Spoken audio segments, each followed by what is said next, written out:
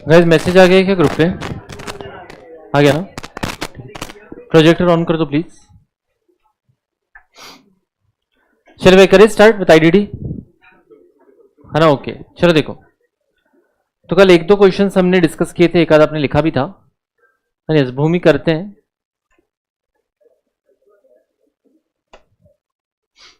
Online में तो screen visible है I think.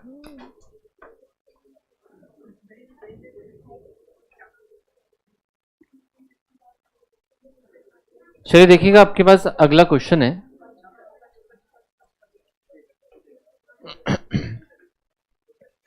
Kashish ji welcome. हाँ जी, दूसरा वाला ये नहीं, हाँ पीडीएफ वाला।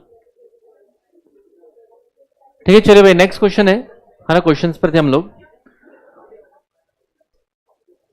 देखिए थर्ड क्वेश्चन है, पृथ्वी एसोसिएट्स, है ना? सुनिए, Prithvi associates is engaged in supply of taxable goods. Please question देखेंगे, लिखना आपको ही है ना? फोकस करेंगे। Prithvi associates is engaged in supply of taxable goods. It inquires from its tax advisor as to whether any activity can be treated as supply even if made without consideration in accordance with the provisions of GST law. You are required to enumerate such activities if any. तो question number third में simply क्या बोल रहे हैं ये? Yes, तो यहां पर देखो बोला क्या है कि पृथ्वी एसोसिएट्स अपने एडवाइजर से पूछ रहा है क्या ऐसी भी कोई ट्रांजेक्शन्स है जिसको हम सप्लाई मान लेंगे अगर उसमें कंसिडरेशन नहीं हो तो भी। ठीक है, तो हम क्या बोलेंगे इनको? हाँ yes, so there are 4 transactions which can be considered as supply even if it is without consideration and it is written in schedule number first. ठीक है, तो आपको चारों चीज़ों को यहाँ पर जो है लिखना पड़ेगा। तो ये सिंपली आपको प्रोविजन बेस्ड क्वेश्चन यहाँ पर है। तो 4 चीज़ें आपको पता ही है प्रोविजन 1 की, है ना? इंपोर्ट ऑफ सर्विसेज, है ना? ट्रांसफर डिस्पोजल वगैरह वगैरह वो सब परफेक्ट है ना? ओके, तो ये सिंपल वाला मुद्दा है। नेक्स्ट आप देखिए, अलॉन्ग विथ 7(1)(c) आप लिख सकते हो। ठीक है अथर्व, चलिए अथर्व नेक्स्ट वाला क्वेश्चन देखिए। Composite supply is treated as supply of that particular goods or services which attracts the highest rate of tax for the purpose of considering tax liability. Examine the validity of the statement. है ना? Examine the validity of the statement. Yes. तो आप इसको लिखोगे कैसे, लिखना कैसे start करोगे इसको?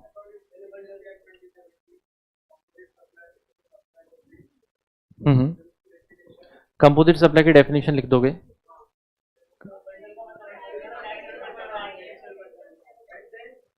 नेचुरल आर्टिफिशियल बंडल लिखोगे। This is wrong, this is incorrect, the statement is incorrect, है ना? So the statement, the validity of the statement is incorrect. ठीक है, तो देखिए एक बार यहां पर इन्होंने बोला था statement is not correct for considering tax liability. Composite supply is treated as supply of the principal supply. It is a mix supply where it is treated supply of that particular goods वगैरह वगैरह which attract the highest rate of tax. तो उन्होंने एकदम short में निपटाया, अपने को इतना शॉर्ट में नहीं निपटाना है, लेकिन ये भी डिपेंड करता है कि कितने मार्क्स का क्वेश्चन है। अगर 2 मार्क्स का क्वेश्चन है तो इतना बहुत हो गया, है ना? अगर 2 नंबर का आपको क्वेश्चन है तो ये 3-4 लाइन बहुत हो गई।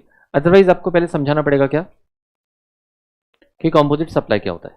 ठीक है, फिर आपको शॉर्ट में समझा देना मिक्स सप्लाई क्या होता है। तो उसमें बोला कि भाई जैसे इन्होंने लिखा है, फिर the highest rate is taken in the case of mix supply and not in the case of composite supply, because in composite supply कौन सा टैक्स लगाते हैं, मतलब कौन सा रेट उठाते हैं, है ना? Anything which is of the principal dominant nature, मतलब जो प्रिंसिपल नेचर का रहेगा उसका अपने को रेट लगाना है। ये क्लियर है? डन है ना? ओके, कर लोगे ना? ये वाला लिखवाने की जरूरत नहीं है ना? सिंपल कंपोजिट सप्लाई और मिक्स सप्लाई की डेफिनेशंस हैं, उसी को देख के लिखना है आपको। ठीक है, 1-2 बार प्रैक्टिस करना आ जाएगा। नेक्स्ट वाले पर आते हैं। अब देखो चिल्लर चिल्लर मुद्दे हैं, कुछ कुछ चीज़ें मैं आपके लिए छोड़ रहा हूँ, जैसे 5th वाला, माने ये आप लिखो होमवर्क में। ठीक है, एकदम सिंपल सिंपल आप देख लेना, थोड़ी टिपिकल वाली मैं करवाता हूँ। क्वेश्चन 5th आप लिखिए होमवर्क में। 6th आप आ जाइए।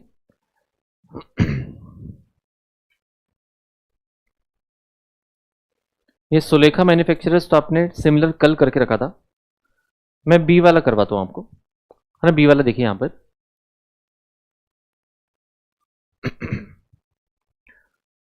सेक्शन 8 आएगा या सेक्शन 230, 230 में कॉम्पोजिट सप्लाई की डेफिनेशन है। सेक्शन 8 में बताया है कि भाई कौन सा टैक्स रेट उठाना है।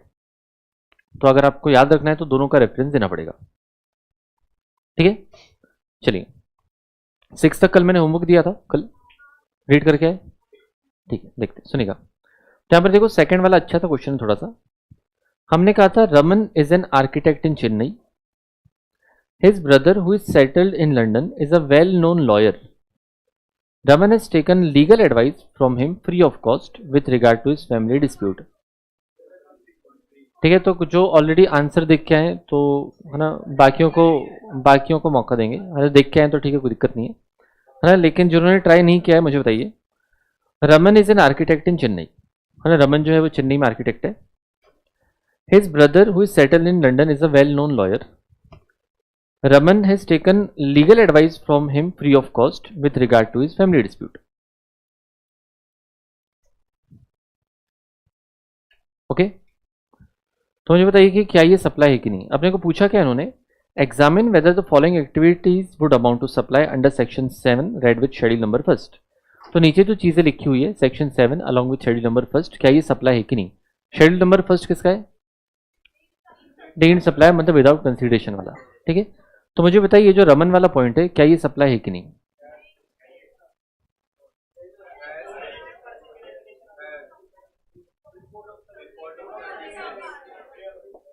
ठीक है, हाँ जी, है ना।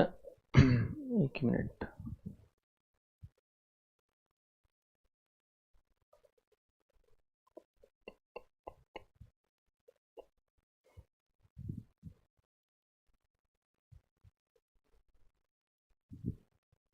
चलिए देखिएगा। मुझे बताइए कि आप इंडिया में है ना, रमन है करेक्ट, रमन है ना इंडिया में, ओके, है ना, चेन्नई में है और उसका ब्रदर जो है वो लंदन में है एंड उसने वहां से लीगल सर्विसेज एडवाइस ली है free of cost for family dispute. तो आपने लीगल एडवाइस ली है अपने ब्रदर से फॉर फैमिली डिस्प्यूट, क्लियर है ना। चलिए ध्यान सुनना, मुझे बताइए शेड्यूल 1 में क्या लिखा हुआ था। शेड्यूल 1 का प्रोविजन क्या था, तो होना चाहिए इंपोर्ट ऑफ सर्विस, आगे है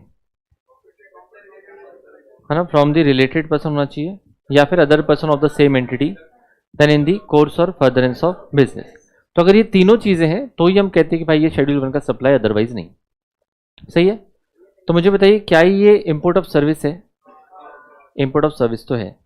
क्या ब्रदर है, भाई रिलेटेड में आता है। फैमिली की डेफिनेशन पढ़ी थी आपने, फैमिली की डेफिनेशन में आता है। फैमिली की डेफिनेशन में कौन कौन आता था, स्पाउस, चिल्ड्रन, है ना, उसके अलावा parents, grand parents, brother, sister. ठीक है, यस। तो अगर वो डिपेंडेंट है तो ब्रदर रिलेटेड में आता है क्या, आता है। तो क्या ये आपने बिजनेस के लिए एडवाइस मांगी थी, नहीं, फैमिली डिस्प्यूट के लिए मांगी थी। तो क्या ये शेड्यूल में सप्लाई आएगा, तो नहीं आएगा क्योंकि आप एक पॉइंट मिस कर गए। ठीक है ना, परफेक्ट, ओके।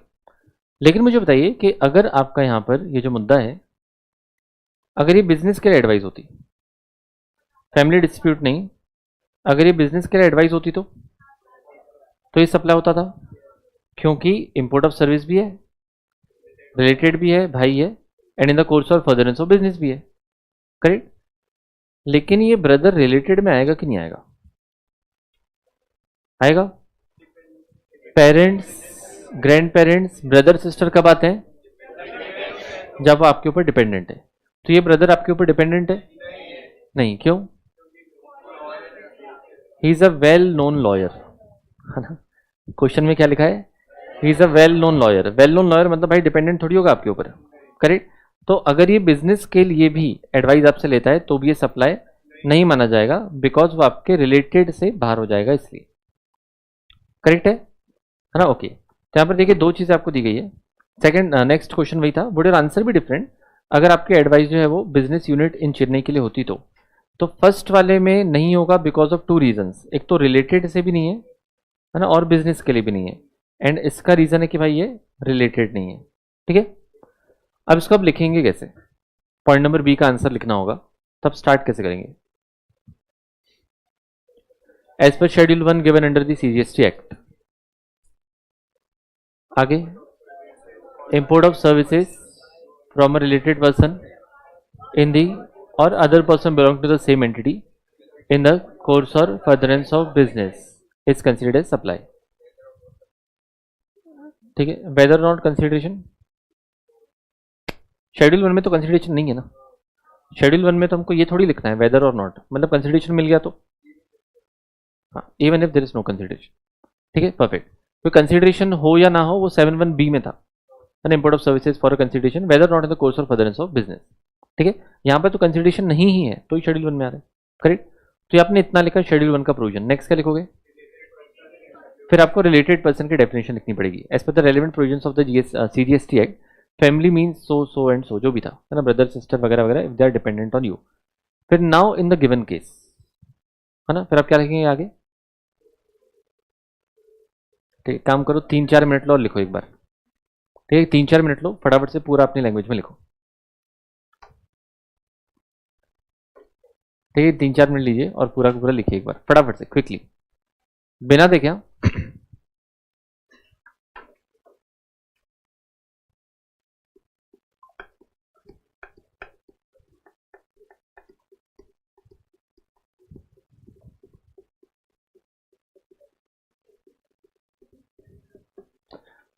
हर किसी में इस पर CGST एक्ट लिखना है क्या?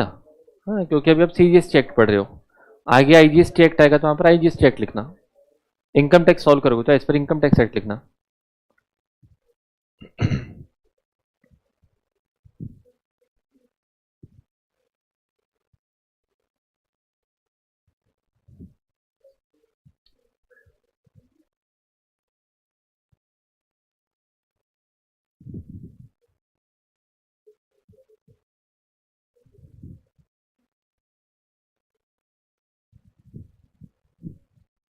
ठीक है, इसको एक बार फटाफट से ट्राई करिए. एक 3-4 मिनट का टाइम लीजिए और इसको लिखिएगा.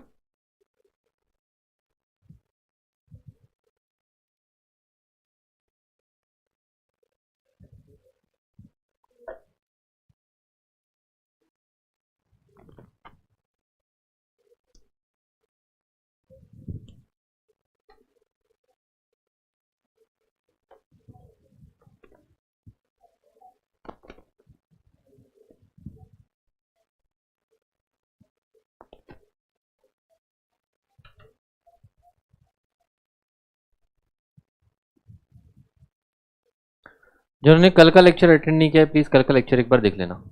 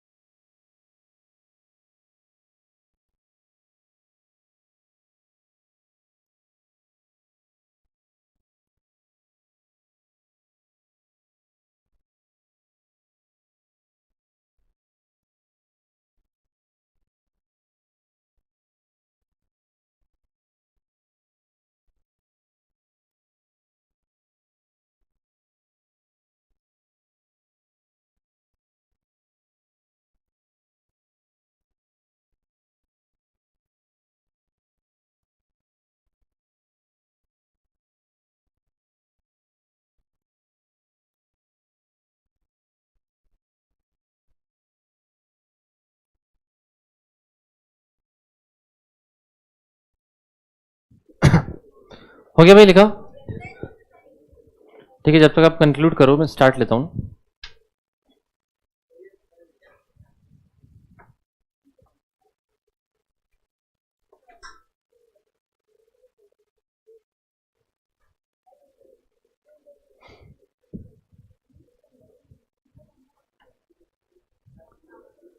चलिए भाई, थोड़ा मैं क्विकली लिखता हूँ, ना आपने लिखा ही होगा वैसे। कितने लोगों को जम रहा है लिखना वैसे अभी तक? कितने लोगों को जम रहा है भाई, लिख सकते हैं प्रोविजंस? बाकियों को अभी कॉन्फिडेंस नहीं आ रहा है, प्रैक्टिस थोड़ी ज़्यादा करनी पड़ेगी, है ना। स्टार्ट कैसे लिया? पहले प्रोविजन, ठीक है। देखो कभी भी क्या होता है, आपको सिर्फ और सिर्फ ना रेलेवेंट प्रोविजंस लिखने होते हैं, करेक्ट। मतलब सारे के सारे प्रोविजंस आपको नहीं लिखने हैं, जैसे ऐसा नहीं शेड्यूल बन के चारों पॉइंट्स लिख दिए। जो काम का है सिर्फ वही लिखा। रिलेटेड पर्सन भी बताना पड़ेगा, लेकिन रिलेटेड पर्सन में सिर्फ फैमिली काम में आ रही तो सिर्फ फैमिली की डेफिनेशन आपको लिखनी है, ठीक है। तो आपने लिखा होगा एज पर दी, हाँ, as per the schedule 1 of CGST act 2017,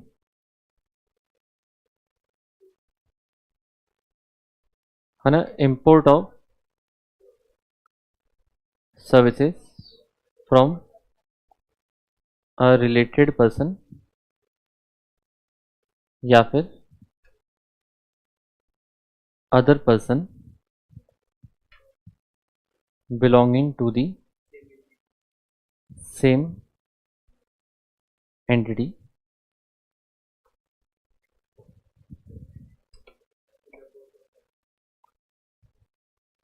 in the course or furtherance of business is considered as supply।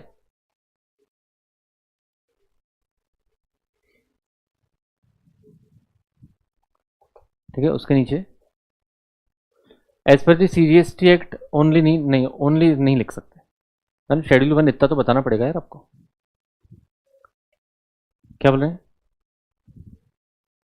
Consideration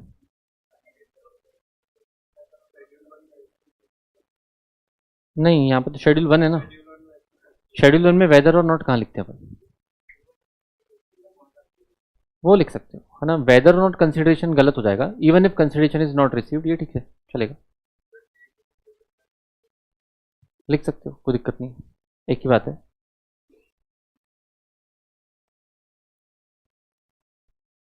ठीक है, डन, है ना। फैमिली का फ्लो चार्ट बना सकते हैं क्या? बिल्कुल नहीं, ठीक है। नाउ आगे क्या लिखेंगे? Family is covered under related person and family is defined as,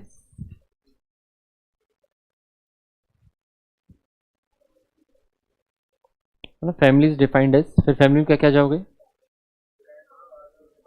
पहले तो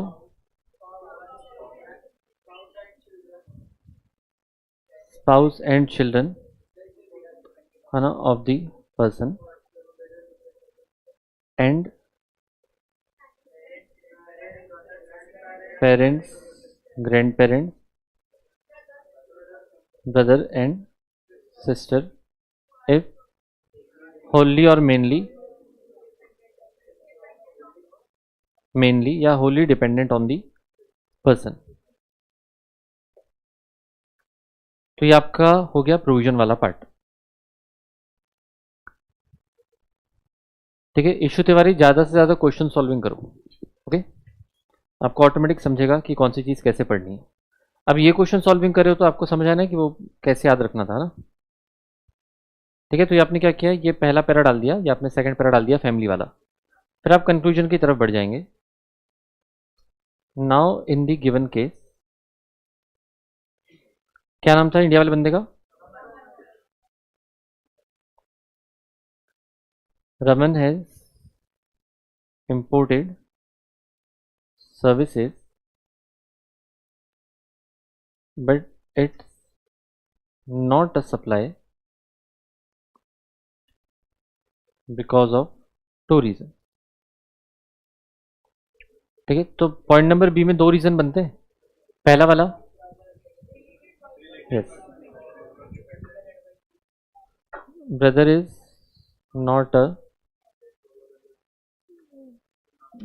not covered under the definition of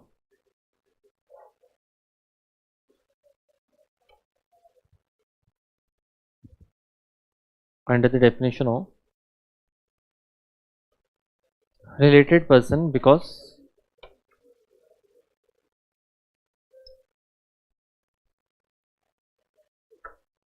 brother is not dependent on Raman as he is already a well-known lawyer in London. Second reason, import of service is not in the course or furtherance of business. मुझे provision ही याद नहीं बोल रहे, बस ऐसे ही तो IDT पढ़ना है आपको। प्रोविजन याद रखना है तो ही तो लिख पाओगे। कहने का मतलब आईडीटी कैसे पढ़ना है, आप क्वेश्चन सॉल्विंग करेंगे तो समझेगा। ठीक है, तो सेकंड वाला मुद्दा क्या आपका, मैंने कहा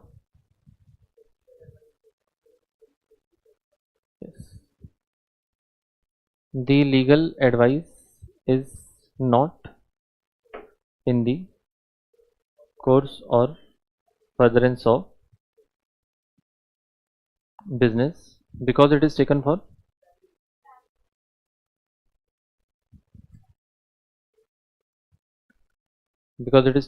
family dispute. ठीक है, ऐसे आपको लिखना पड़ेगा।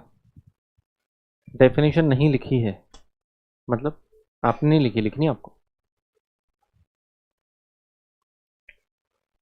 ठीक है, ऐसे करके आपको लिखना होता है। मेरा तो 10% भी सही नहीं हुआ, क्यों? ऐसे कैसे? मेन रीजन पॉइंट में नहीं लिखा तो चलेगा। अब 2 रीजन से पॉइंट्स में दिखाओगे तो प्रेजेंटेशन बेटर होगा, मैं चेकर को समझ आएगा कि दोनों रीजन आपको पता है। एक पैराग्राफ में हो सकता है वो अच्छे से ना पढ़े, वो भी बताता हूँ, सब बताने की जरूरत नहीं है ना। फुल रिलेटेड पर्सन आपको लिखने की जरूरत नहीं है, जितना रिलेटेड होगा मतलब जितना काम का उतना ही लिखेंगे। सारे आंसर्स में पहले प्रोविजन से ही स्टार्ट करना है। हाँ जी, बाय डिफॉल्ट। क्या बोल रहा है ओम, डीटी का थर्ड? क्या है डीटी का थर्ड?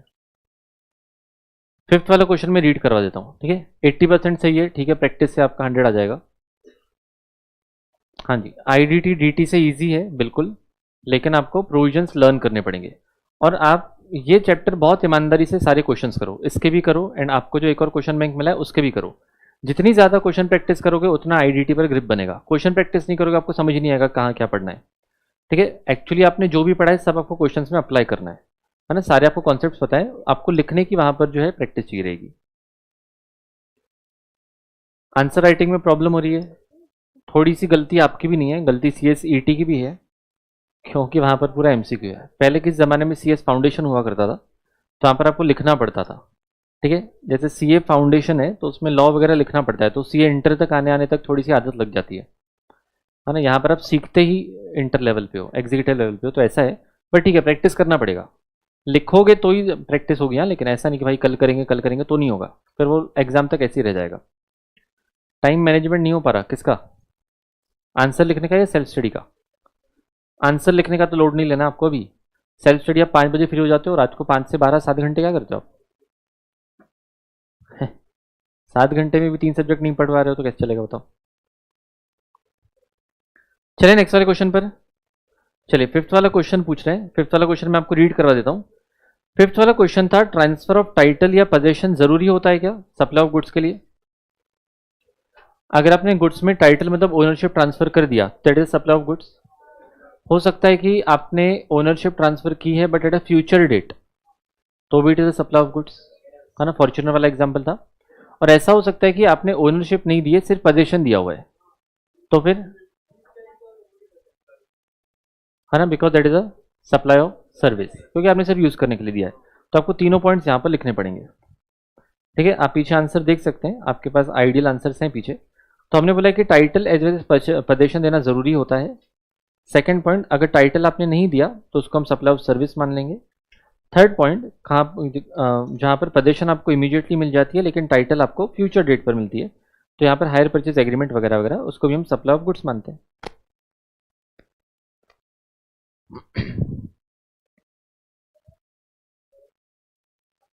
क्या बोल रहे हैं? शेड्यूल सेकंड करना पड़ेगा, बिल्कुल है ना, बिल्कुल करना पड़ेगा। इस क्वेश्चन बैंक को दोबारा ग्रुप पर सेंड कर दीजिए, कल ही भेजा है, कल 24 घंटे पहले व्हाट्सएप पे भेजा है, टेलीग्राम पे भी भेजा है ना। आप ऑफिशियल व्हाट्सएप ग्रुप्स पर है ना, कल का मेरा मैसेज देखिए, ठीक है। मैंने मैसेज भेजा तो प्लीज़ देखा करो, भले एक बार ऑफिस नंबर का नहीं देखो, आपकी इच्छा है। ओके शिप्रा जी, बिल्कुल ऐसे ही है ना, शेड्यूल सेकंड का आपको रेफरेंस डालना है।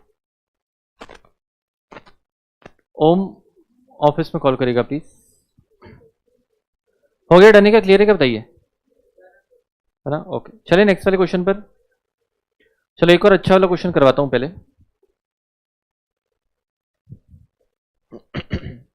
ये बीच बीच का तो सिंपल सिंपल है, इसमें आपको इतना ही बोला है कि भाई बताओ सप्लाई ऑफ गुड्स है सप्लाई ऑफ सर्विसेज, ठीक है। 7th ईजी है, 8th ईजी है, तो ये आपके हवाले।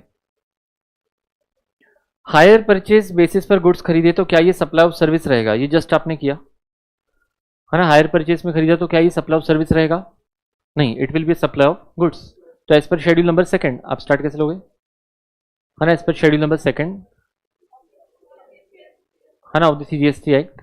आगे आप ये भी लिख सकते हो, एज पर शेड्यूल फर्स्ट या सेकंड या third, read with section 7 of the CGST act, ठीक है। जैसे for example as per schedule second, क्योंकि शेड्यूल सेकंड वगैरह का रेफरेंस कहां से मिला है, section 7 A1 A1 B1 C1 वगैरह था ना, उसमें लिखा था ना, है ना, कि वो जाकर रेफर करो। तो आप सबसेक्शन मत याद रखो, आप ऐसे भी अगर लिख दोगे as per schedule second read with READ, है ना, read with section 7 of the CGST act, फिर आगे आप लिख सकते हो।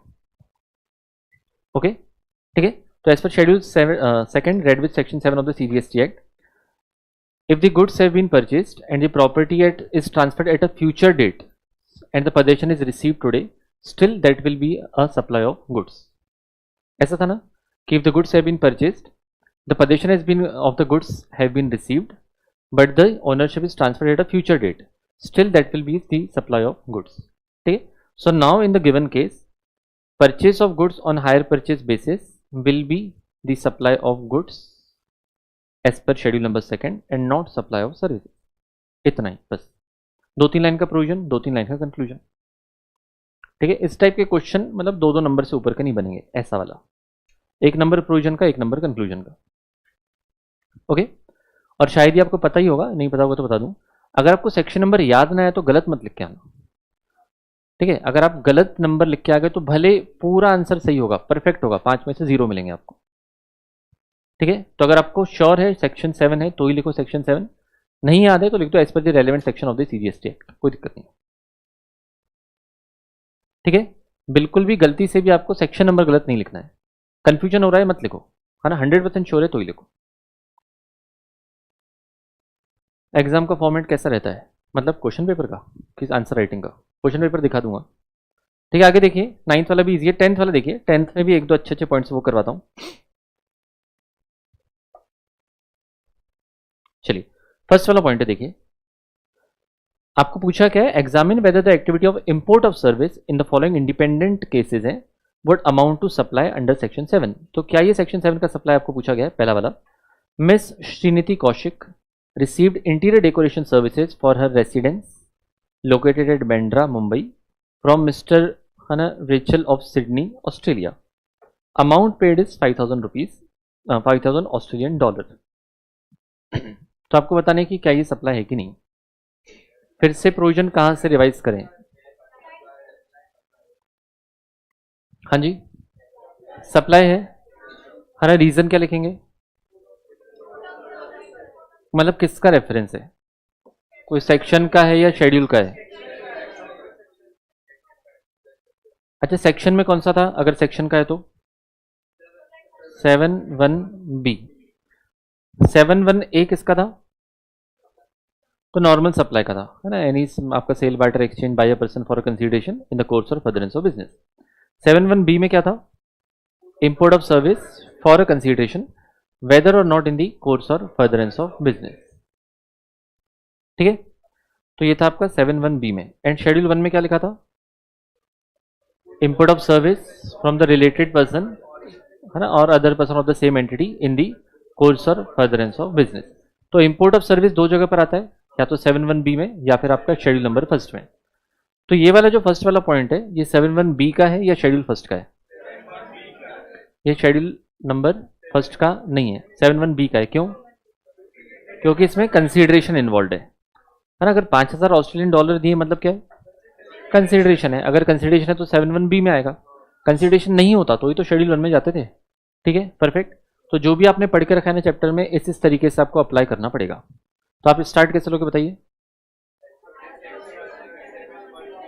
As per section 7(1)(b) of the CGST act 2017, import of services for a consideration whether or not in the course or furtherance of business is a supply, or is considered as supply. In the given case, Miss Sriniti Kaushik has imported services for 5,000 Australian dollars, so it is a supply irrespective of it is for the business or not, है ना, या फिर irrespective of whether it is in the course or furtherance of business or not. ठीक है, हाँ, okay. 7(1)(a) क्यों नहीं है? Very good question. देखो ये सप्लाई 7(1)(a) में भी आ सकता है ना। 7(1)(a) तो सारी सप्लाईज कवर करता है, एंड 7(1)(b) किसको कवर करता है? Import of service. तो हम चाहे तो किसी में भी रख सकते हैं, लेकिन जब भी आप कोई लॉ पढ़ते हैं, एक जनरल प्रोविजन है और एक स्पेसिफिक प्रोविजन है, तो हमेशा स्पेसिफिक प्रोविजन को प्रीवेल करवाते हैं। ठीक है, आपके 7(1)(a) में तो सारी सप्लाई आ जाएंगे, लेकिन 7(1)(b) स्पेसिफिकली किसके लिए बना है? इंपोर्ट ऑफ सर्विस के लिए। तो इसको इंपोर्ट ऑफ सर्विस के लिए हमने रखा, एक ये रीजन है। सेकेंड रीजन, इसने ये सर्विस किसके लिए ली थी? उसके घर के लिए। 7(1)(a) में सिर्फ कौन सी चीजें आती है? It should be in the course और फर्दरेंस ऑफ बिजनेस। ठीक है, तो ये भी एक रीजन है जिसके कारण हमने 7(1)(a) में नहीं रखा। ठीक है, तो ये सब ना जिन्होंने अच्छे से नहीं सुना है, आधा अधूरा सुना है, जो नींद में थे, क्यों ही पढ़ रहे हैं, क्या ही होगा इसका, है ना, अगर आपने ऐसे करके पढ़ा था तो प्लीज आगे वाले चैप्टर्स ऐसे मत करना, आपको क्वेश्चन सॉल्विंग में दिक्कत जाएगी। इसलिए मैं कह रहा था एक बार क्वेश्चन सॉल्विंग तक वेट कर लो, आपको समझेगा अप्लाई कैसे करना है। मैंने आपके इनके मैराथन वगैरह सब भेज के रखे हैं, 1 घंटे में चैप्टर कवर हो गया है। प्लीज 1 घंटा निकाल के चैप्टर 2 वापस देखना, एंड वापस क्वेश्चन सारे के सारे करना, लिख के देखना खुद। ठीक है, जयेश मीना क्लियर है ना, मैराथन भेजा हुआ है, वहां से आप कर सकते हो। और कोशिश ये करनी है कि प्रोविजन आप एक बार पढ़ो तो आंख बंद करके उसको रिकॉल करो। ठीक है, अगर आप देखो प्रोविजंस को बोल पाते हो, है ना, आप दिमाग में भी अगर बोल पाते हो तो आपको लिखने की जरूरत नहीं पड़ेगी। करेक्ट, हो सकता है स्टार्टिंग में आपको लिखना पड़े, लेकिन आप यूज्ड टू हो जाओगे और उसके बाद आपको बार बार लिखने की जरूरत नहीं पड़ेगी, लेकिन प्रैक्टिस करना पड़ेगा, है ना। बच्चे सोचते हैं कि मैंने फॉर एग्जाम्पल बोला कि दिन में 2 ही क्वेश्चन लिखो, कल लिखेंगे कल लिखेंगे कल लिखेंगे, 4 महीने निकल जाएंगे और आखिरी में भी आप यही बोलोगे सर राइटिंग में दिक्कत जा रही है। ठीक है, डीटी में आपको मोस्टली दिक्कत नहीं जाएगी, उसमें तो क्या सिर्फ और सिर्फ आपने सिंप्लीफाइड रीजंस भी लिख दिए तो भी चलेगा। यहाँ पर आपको proper as per the provision so and so आपको लिखना पड़ेगा। ठीक है, क्लियर है, डन है ना। चलिए तो नेक्स्ट वाले पर आते हैं। अब मुद्दा नेक्स्ट वाला है, इंडिपेंडेंट केसेस थे, हमको बोला था Miss Shrinidhi Kaushik received interior decoration services for her residence located at Bandra Mumbai from her brother Mister Varun residing in Sydney Australia, wholly dependent on Miss Srinidhi. Further, Miss Srinidhi did not pay any consideration for the said service.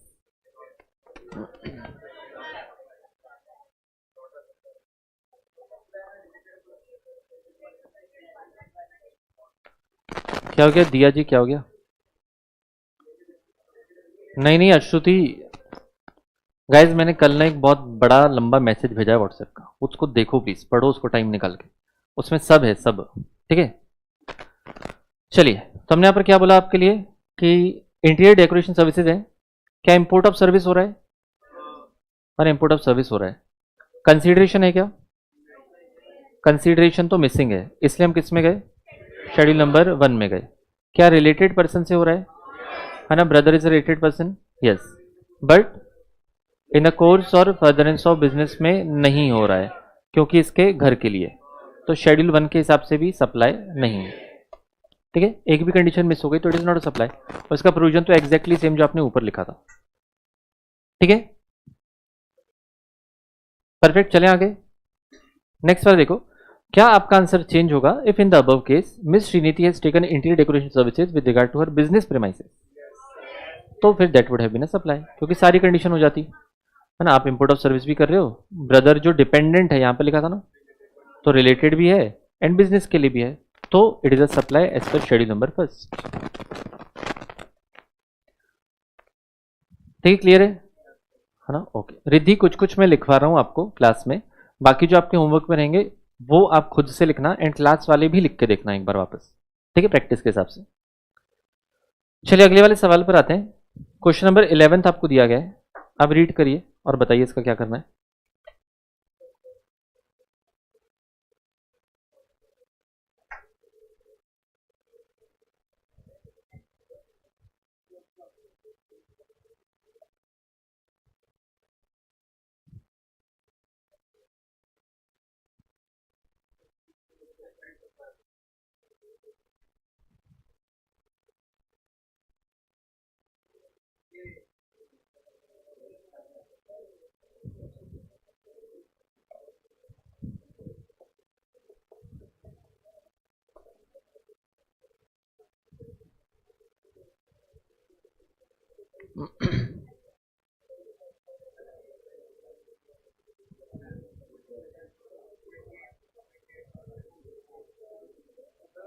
हाँ जी, ठीक है।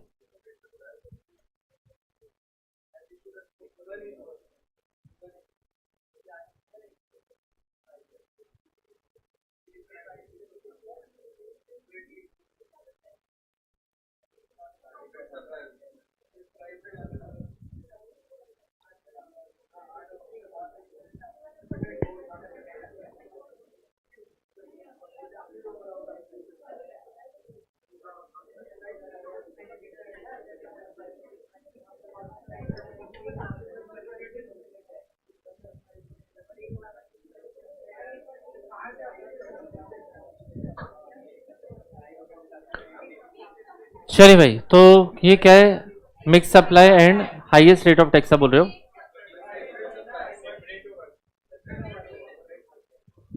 ठीक है, सुनिएगा। तो यहाँ पर क्या बोला है देखो, Dumdum electronics has sold the following electronic items. Following electronic items were sold to Akbar retail store, आपने बेचे हुए थे। रेफ्रिजरेटर बेचा है, स्टेबलाइजर बेचा है, टीवी है, एसी है ना, एसी का स्टेबलाइजर है। Dumdum electronics has issued a single invoice, single bill बनाए, indicating price of each of the above items separately in the same, लेकिन सबका जो प्राइस है हमने अलग अलग दिखाया है। अब अकबर रिटेल स्टोर जो हमारा कस्टमर था उसने एक सिंगल चेक दिया है 1,00,000 रुपए का for all the items as a composite discounted price. ठीक है, state the type of supply and the tax rate applicable in this case. तो आपको पहले बताना है कि भाई ये बंडल है कि नहीं है। अगर बंडल है तो आपको बताना है नेचुरल है कि आर्टिफिशियल है।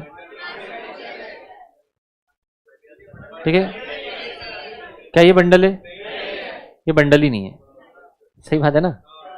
ठीक है, नेचुरल भी नहीं है तो आर्टिफिशियल भी नहीं है, क्योंकि बंडल ही नहीं है। Reason being prices of each of the above item हमने सेपरेटली दिखाए हैं। ठीक है, अब देखो ये कॉम्पोजिट सप्लाई तो नहीं है, तो क्लियर कट समझ रहा है। नेचुरल बंडल तो नहीं है। आर्टिफिशियल बंडल होता था अगर सिंगल प्राइस आप चार्ज करते थे तो, सही बात है ना। ओके, यहाँ पर आपके सेपरेट सेपरेट प्राइजेस हैं, so this is not a bundle at all, so this is a simple supply of separate items, so they will be taxed accordingly। जो जो टैक्स रेट रहेगा उस हिसाब से टैक्स लगाएंगे, करेक्ट। तो यहाँ पर जो आपको दिया था 1 lakh as a composite discounted price, ये कंफ्यूज करने के लिए दिया था। सिंगल चेक दिया, कंफ्यूज करने के लिए था। सिंगल इनवॉइस कंफ्यूज करने के लिए था। लेकिन प्रैक्टिकली ऐसा ही तो होता होगा ना। अगर आप किसी दुकान में गए 5 आइटम लोगे तो हर थोड़ी की बिल अलग थोड़ी बनाएगा वो, है ना। 5 आइटम लिखेगा, उसके जीएसटी के रेट्स अलग अलग, और आप पेमेंट भी एक ही बार में करोगे, तो वही हो रहा है। तो क्या ये बंडल है? बिल्कुल भी नहीं। अब लिखेंगे कैसे इसको? एज पर, चलो सेक्शन याद नहीं तो एज पर रेलिवेंट है ना। हाँ, है ना। अगर आपको कॉम्पोजिट मिक्स याद है और भी आपको लिखना है तो आप कॉम्पोजिट मिक्स की डेफिनेशन भी लिख सकते हैं। ठीक है, तो बताइए आपके हिसाब से कैसे लिखेंगे? As per the relevant section of the CGST act. इसमें ज़्यादा फोकस है आर्टिफिशियल बंडल पर, ठीक है, मतलब मिक्स सप्लाई पर, तो उसको पहले आपको रेफर करना है। ठीक है, तो मिक्स सप्लाई की डेफिनेशन क्या लिखेंगे?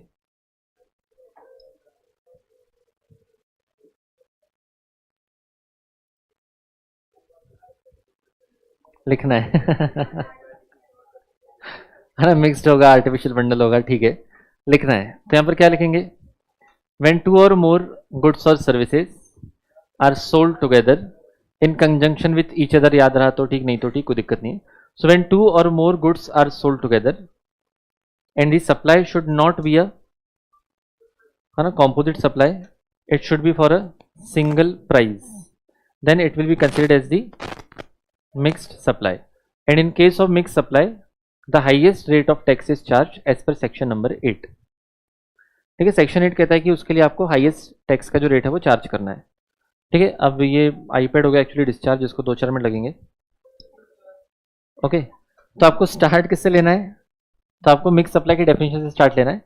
ठीक है, but now in the given case, since the prices for all the items are charge separately, therefore it is not a bundle. हाँ, therefore it is not a bundle, it is not a mix supply, it is the normal supply of separate items which are taxed to be taxed separately. ठीक है, ऐसे करना पड़ेगा। मैं लिखवा तो दूँ आपको, लेकिन है ना, आईपैड हो गया डिस्चार्ज, 1-2 मिनट लगेंगे। तब तक आपके पास नोट्स या पीडीएफ है, तो उसके पीछे भी आंसर लिखा है, तब तक आप एक बार रीड करो और आपको समझेगा। और एक बार रीड करके हो जाए तो अगला वाला क्वेश्चन आप पढ़ो उसको। ठीक है, 2-3 पेजेस आगे जाएंगे आप पीडीएफ में। हाँ ठीक है, एक बार रीड करो, वो आइडियल लिखने का तरीका है, आप उसको थोड़ा बहुत मॉडिफाई कर सकते हैं ना, कोई दिक्कत नहीं। स्टार्टिंग हमेशा हमेशा प्रोविजन से होगी, फिर आप इसको धीरे धीरे कंक्लूजन की तरफ लेके आएंगे।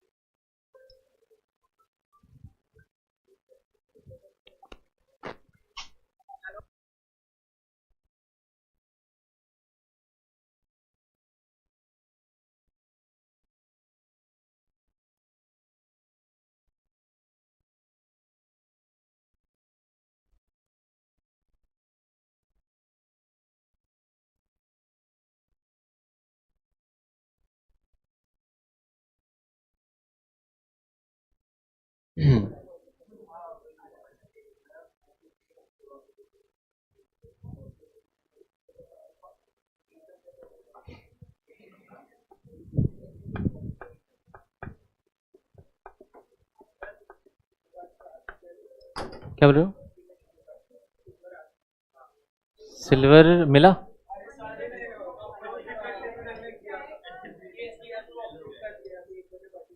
अच्छा, 1 बजे वर्डिक्ट आएगा, चलो बढ़िया, नाइस, वेरी नाइस, होना चाहिए कुछ तो।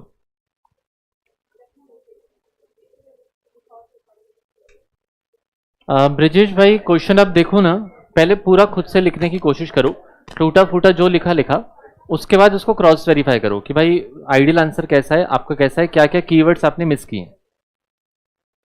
ठीक है, ECIPL को रिवाइज करना है, टेस्ट है आज, तो कल टाइम मिला होगा ना आपको शाम को पढ़ने? नहीं मिला था? क्यों नहीं मिला था? कोई बात नहीं, हमें जितना पड़ा है उसके बेसिस पर दे देना। होता है जीवन में कभी कभी ऐसा, पूरी तैयारी नहीं होती है, लेकिन सिचुएशंस फेस करनी पड़ती है। क्या बोल रहे हैं? लाइट लाइट आ गई थी क्या? 4:30 के बाद सेल्फ स्टडी, तो वही तो टेस्ट का ही तो पढ़ना था उसमें। अच्छा, मैंने होमवर्क भी दिया था, चलो कोई बात नहीं, अब जितना पड़ा उसके बेस पर दे दो, कोई बात नहीं, कोई दिक्कत नहीं, घर की बात है। कौन सा आपका एडमिशन कैंसिल कर देंगे 2 नंबर कम आए तो, है कि नहीं? क्या अगर कम आए तो 1100 रुपये का इनाम है क्या? अच्छा, इसलिए 45 मिनट्स चाहिए आपको।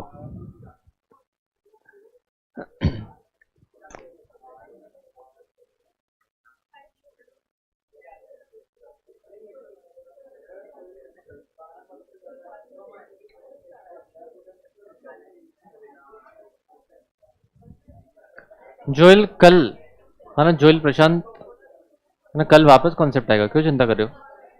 लक्ष्मी कुमारी, इनवॉइस मतलब बिल होता है, बिल, है ना, इनवॉइस का मतलब होता है बिल। अगर अर्थक्वेक भी आ जाए तो आप क्लास लेंगे क्या? हाँ, है ना, अर्थक्वेक जाने के बाद।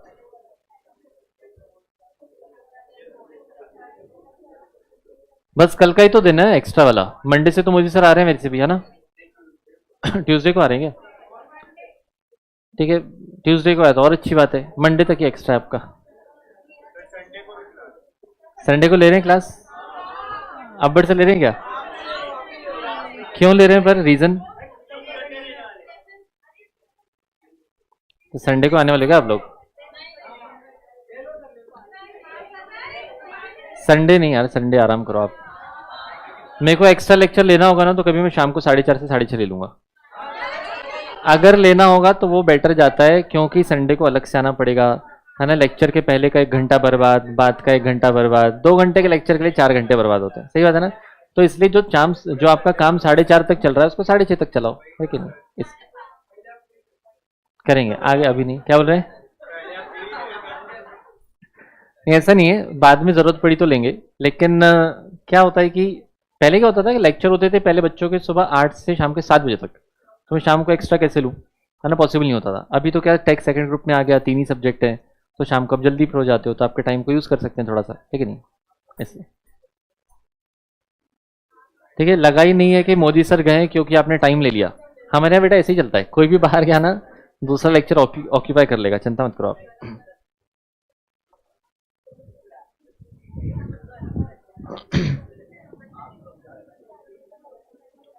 मैं जा रहा हूँ मंथ एंड पे, 2 ही दिन, 2 ही दिन नहीं हूँ मैं, सैटरडे एंड मंडे।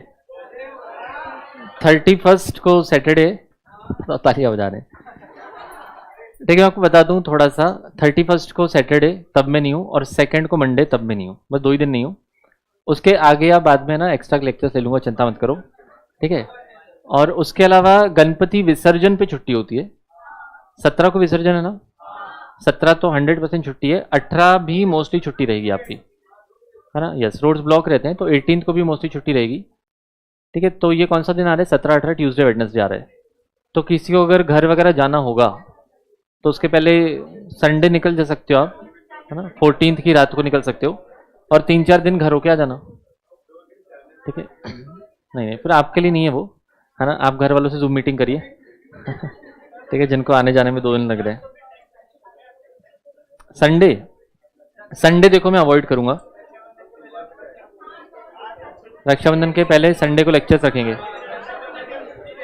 अच्छा ऐसा क्या, हाँ वैसे कर लेंगे, ठीक है, अगले संडे रख के, चलो देखते देखते। कहाँ जा रहे हो? घर जा रहा हूँ मैं, घर। जनवरी के बाद मैं घर नहीं गया हूँ इसलिए। चलिए सुनिए, ठीक है भाई, डन है क्या यहाँ तक? सुनो प्लीज, हाँ 2 मिनट फोकस करना। अब इसको देखो, लिखने का तरीका क्या है। 2 मिनट स्क्रीन पर देखेंगे, 2 मिनट बातें नहीं करेंगे, सुनिएगा। In the given case the item supplied by Dumdum electronics are not naturally bundled, यानी नेचुरली बंडल्ड नहीं थे इन द कोर्स और furtherance of business, so it is not a composite supply. Further, Akbar Retail has paid a composite discounted price. Damdam Electronics has not charged a single price for the said supply, so it is also not a mixed supply. The supply of these goods is therefore a supply of individual items which are taxable at the respective rates applied to them. इन्होंने ऐसे लिखा है ना, अपन ऐसा नहीं लिखेंगे, अपने को पहले प्रोविजन कोट करने पड़ेंगे, ठीक है। प्रोविजन कैसे कोट करेंगे, पहले सुनना ध्यान से, शॉर्ट शॉर्ट में बताता हूँ, बाकी सेंटेंस फॉर्मेशन आप कर लेंगे।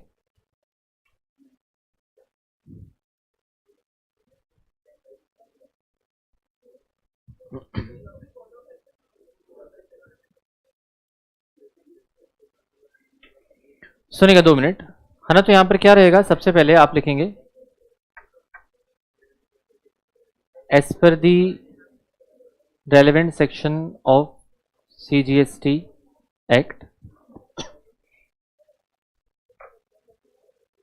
when 2 or more supplies are made together for a single price, is considered to be, अगर आप लिखना चाहे तो प्लीज साथ साथ में लिख लीजिए, अगर आप लिखना चाहे तो प्लीज साथ साथ में लिख लीजिए, इसी का दमदम इलेक्ट्रॉनिक्स वाला है ना। हमेशा हम लोग पहले प्रोविजन कोट करेंगे, ऑलवेज ऑलवेज तरीका रहेगा, पहले आप प्रोविजन कोट करेंगे। So as per the relevant section of the CGST Act, when 2 or more supplies are made together for a single price, it is considered as a mixed supply,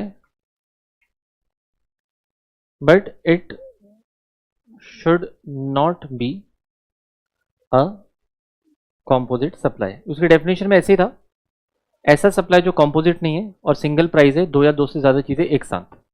ये जो हम कर रहे थे ना दमदम इलेक्ट्रॉनिक्स, उसी का, ठीक है। हाँ जी, so but it should not be a composite supply. Perfect इतना।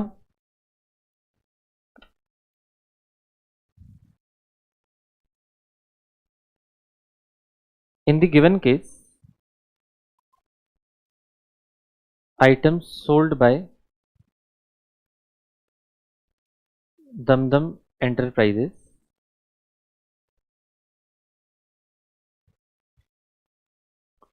are not considered as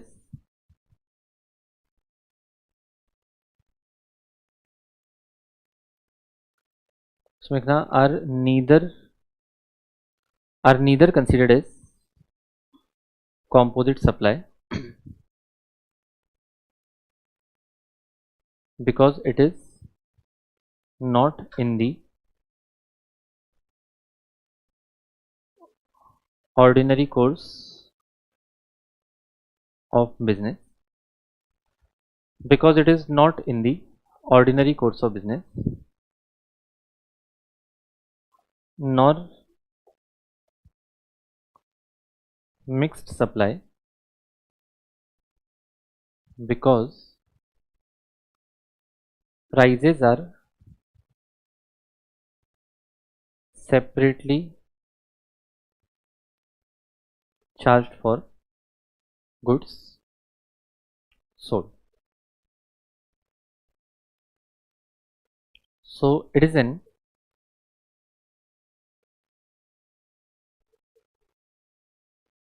individual supply of various items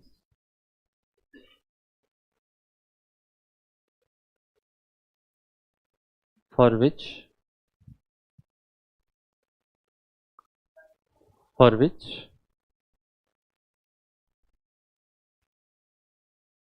respective GST rates would be charged,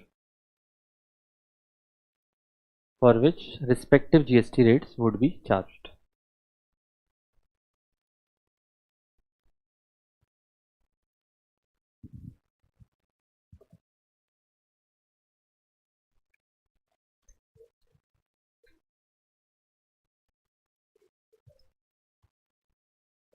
हाँ जी जयमिन जी, अगर प्राइस सिंगल होता ना तो ये मिक्स सप्लाई होता था, बिल्कुल।